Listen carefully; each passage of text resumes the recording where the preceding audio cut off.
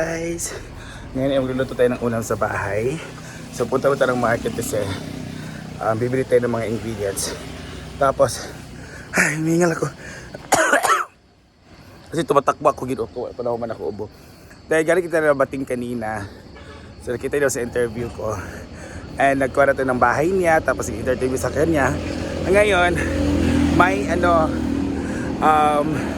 nakahuli ng tulya. Kinasan na sa amoy. So, pinagbenta niya sa akin ng 100 pesos. Parang siya, 30 pieces. So ngayon, yun na natutuin natin para sa ating dinner. So, I'm just waiting for Bruno or Beat Me to Life para yung pera na bigay ni Brenda sa akin kasi nag-utang si Brenda sa akin. So yun yung bibili natin ng ulam. So, konti lang naman. So, let's go guys. I'm so excited. Bibili tayo ng ingredients.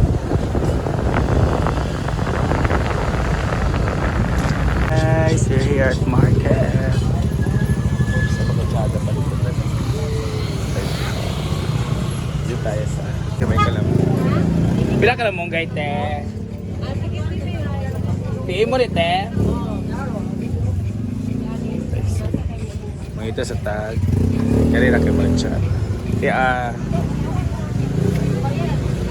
Tapos, dahon. Kasi magsasabaw tayo. Kaya rin nag-TV? Parang kong birat eh. Sige, sige, te. Tanglad. Dalawang tanglad eh, para walang langsa. Luya. Gamay din nga luya.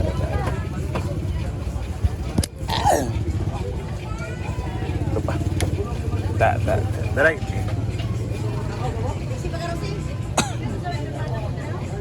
Salde.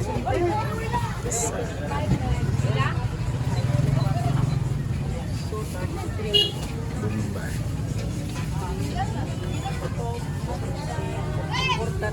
Ila? 44. Halo, uy! Isa din natin yung bitisin. Isa din, uy! Magic titis. Mga pamangkin. Sige, sugo sa'yo mo. Isa rin pamangkin. Magsabaw mo dong. Gusto ko malutya pero mukha nito siya. Pila na siya na anit eh. Ha? Jeez. Siya din anit eh. Oh, di ba may ganyan. Tinola na pa. Ay, kamatis sila isa te.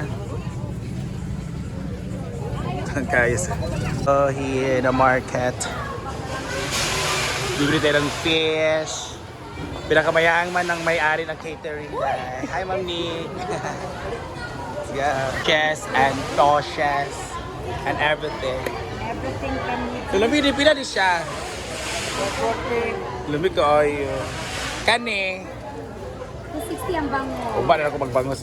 Kaya na sabi, tunga lang. 130 mas. Si Tinta na. Kaya ako pritohon para crispy kayo. Guys, ngayon sila ganito. Ang dami pa dito. Tabudlos. Tabudlos ba na? Tabog na Pinlaya. sila. Ano na prito? 170 rin. Locos. Bayat. Taran kayo. Very fresh. Let's go. Ano ta? Fish. Butugan. So let's go then cook and then eat and then sleep. Ano? Buy, cook, eat, and sleep.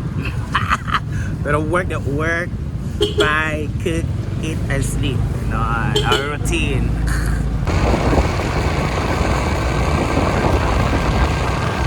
Oh, we're here na at the house. Magluluto na tayo. So this is our clam shell. Ayan. So sana to, this is what we call tolya. Ang bato si tawag sa inyong ato. Basta this is a shell sa amin.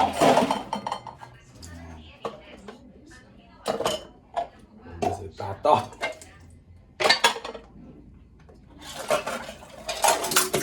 And ang ating tulya. This is worth 100 pesos. So marami naman siya sa 100 pesos. Tapos yung 30 pieces at ito, 6, 8. Parang more than siya, parang 100 pieces. Minapunaw siya sa 100. Diba? So nanilisin na nila, na-brush na nila kasi malinis na siya pagbenta sa atin. So kaya bating daw dapat siya sa akin. Ako na nagtibig na miss ko ang tulya. Ayan. Let's eat. Let's cook that. So, Sibuyas Bombay, tanglad, kamatis, itong capsicum, itong natin. So let's start slicing it. So ganito na naman. Dapat slice. Kunin ito, kunin itong liso. Ito, liso. Tayo. Lakihan ng bag slice, okay? This is sabaw. Magpasasabaw, ganito ang pag-slice. Pati ang mga pang-ano, papitada. Ito, dukto ko na to ang tumoy. Tumoy. Ayan. Okay, ang kamatis. Tabakan lang nato. 1, 2. Tatlo sa per side. 1. Tatlong malaki. Ito ng Bombay. Ato na siyang pinitan. Ang mga panit. Ayan. Slice natin siya sa half. Ayan. 1, 2. Ganito siya. Ganito siya guys sa pag sabaw-sabaw. Malalaki yung slice.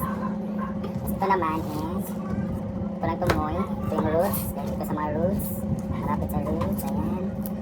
Ito para mawala yung mga galing niya. Ayan. Dumi-dumi. After nyan ay slice. Then 2, 1, 2, 3, 4. Ay mga tumoy-tumoy ko.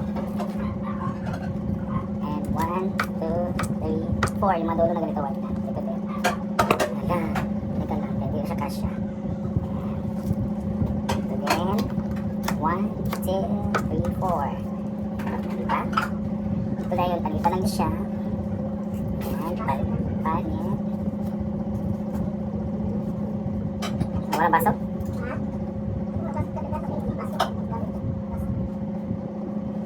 Palitan din siya guys.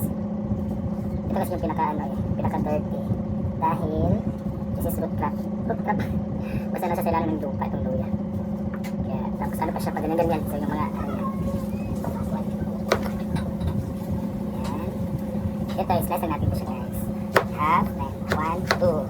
Then 1, 2, 3. Ayan. So ganito magiging itsura niya. Yun lang.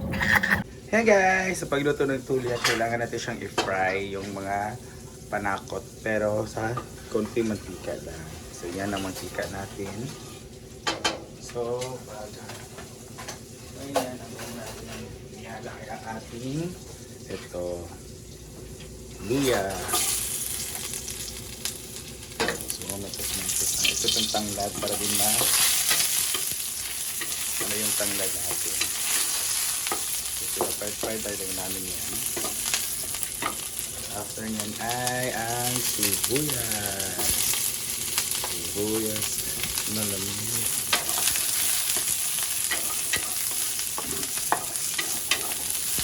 Maganda sa sarap fry guys para mas lumagwas yung aroma nila. At itong pinapay din natin itong kamatis and capsicum. Ang ating ang atsal or ang ating bell pepper. Diba, nag-achachi lang. Kung nandito kayo, wala, sili pala, wala yung sili. It's very optional guys na mag-ano kayo ng sili. Pwede din may sili, pwede din wala. So, after yan ay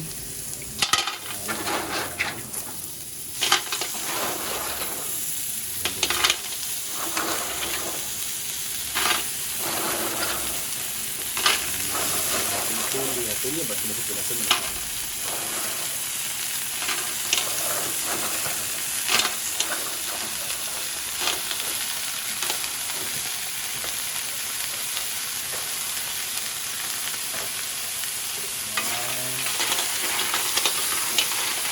Kailangan natin hawakan. Ngayon ay itulog na natin.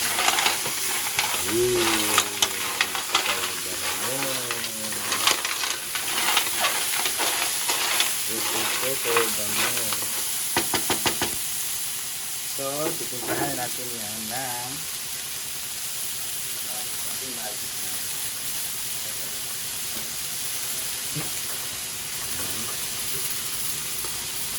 kunting magic, tapos kunting asin. Sorry po.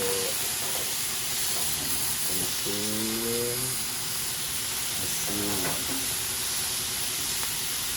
Hirap niya. Kung may doubt, may ano kayo, pepper, nalimutan mo pwede ng pepper. Pwede. Kung wala, pwede din naman wala. So, it's option. Then, ayan na ang tubig. Lagyan natin sa water. Ayan. Kulangan pa. Then, depende sa mo gano'ng karami ito. Ramihan lang natin kasi marami kami kakain. Dalawang pixie. That's enough.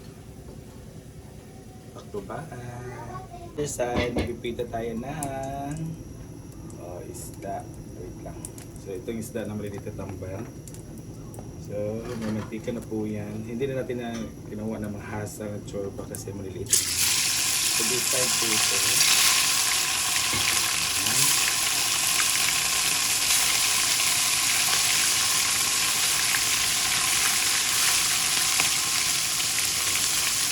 So, ito na ito mantika.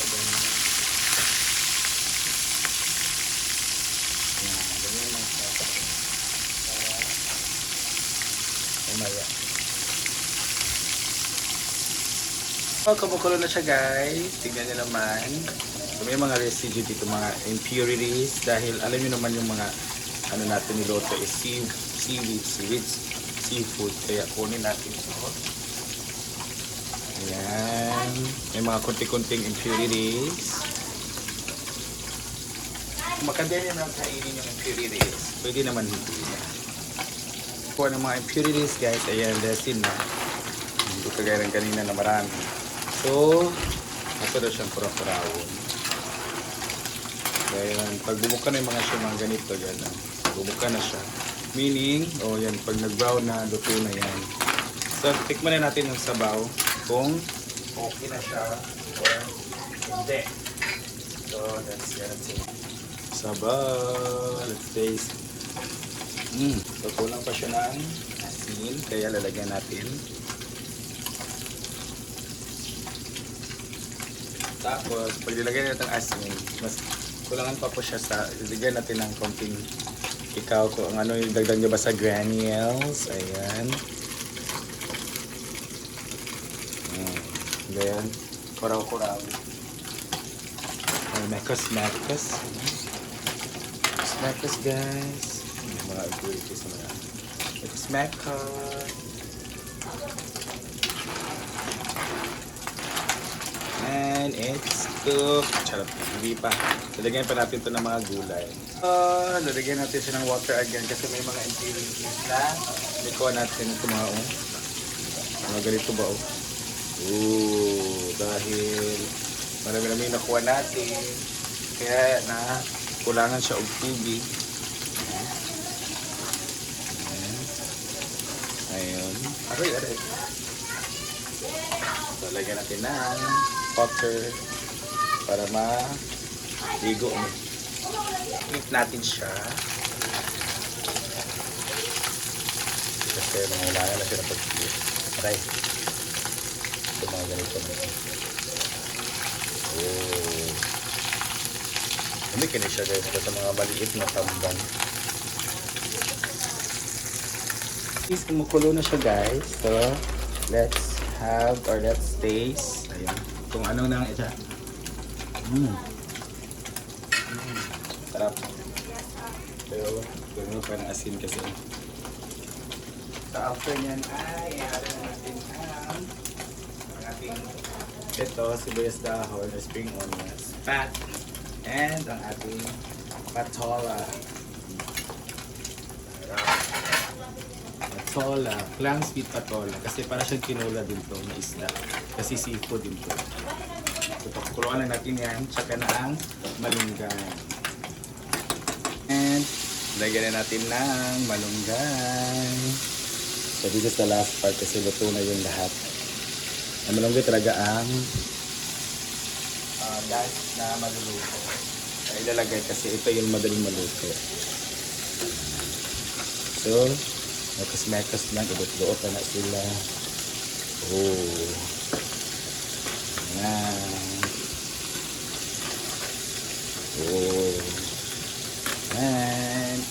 done! Kalami. This is tulia na may malunggay and patola. This is our way. Masarap to i-serve sa mga bata, sa mga matatanda na may sakit, sa mga friend natin na ma-hangover. Sa pamilya, guys. At tapos na po ang ating tulia na may tinola, na may patola at malunggay with our fish. Ayan na sila. They love sabaw talaga. Kain na. Sisters na laging magkaaway, guys. So let's eat, let's eat, let's eat. Lami. Lami. Very good. Ibipin ako sila, may kung lami mo ulit sila. Let's get a taste, guys. Sarap. Masarap itong pagmahanghang.